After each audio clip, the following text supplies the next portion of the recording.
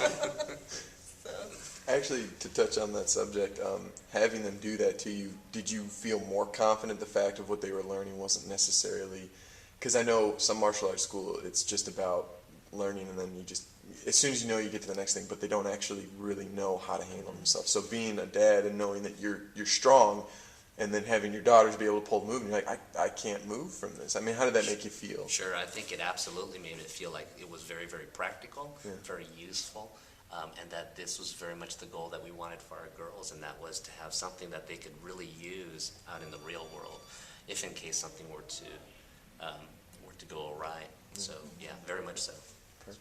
Yeah, and just like I was saying, just even seeing them wrestling with Master Andy today, grown man, solid man, you know, and to see that they were able to actually get in there without, okay, now we're going to do the Kimura. Now we're, you know, it was whatever goes, because the attacker's never going to tell you, no, I'm going to shift my weight back so you can actually use the chokehold on me, or no, my weight is going to go forward now.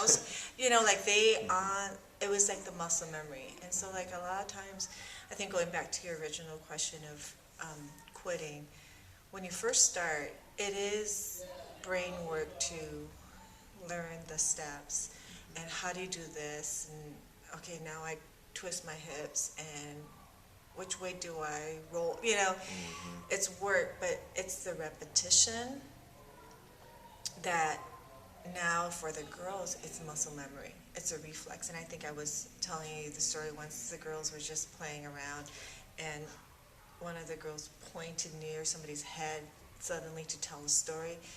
My daughter immediately just reacted by stepping away and pulling the arm forward. And afterwards, we all kind of looked at each other like, whoa, oh my gosh. Nobody had said, okay, now somebody's going to point, you know, it was just a reflex, and it just spoke very powerfully to us, the necessity for repeated muscle memory. So that you keep coming to the point where it gets the muscle memory. So if anybody ever feels bored, like, we keep doing the same thing, or I already know that move, well, you need to know that move to the point where it becomes a reflex. And she immediately did like a sidestep at a Tae Kwon Do move. I think that spoke really powerfully of how entrenched in muscle memory the training had become. And then where it was just a joking storytelling situation, it wasn't even a threatening situation, that she immediately did that move was like, yes, we are going to continue this to the end. And like Master Andy said, it, like, and you heard the girls today too, for them it wasn't just a black belt, like, okay, I went from a brown black to a red black to a brown black to, now I got my black, okay, cool, I got the black, cool, how cool is that? It was neat to hear all of them say that they learned life lessons in this process. It wasn't just about getting a black belt. I think, and the life lessons, I think, will stay with them far more because they experience. Like, you can tell somebody you need to persevere, and this is what perseverance is. But unless you let the kids experience pushing through when they don't want to, they will never really know what perseverance is, right? You have to let them push through it. So to the parents who are thinking of quitting because their kids don't want to, how are your kids going to learn perseverance if you're going to listen to them and let them stop whenever things get difficult? It's when you walk alongside of them and say things are difficult, but we are going to, this is how you learn perseverance, is by going through it.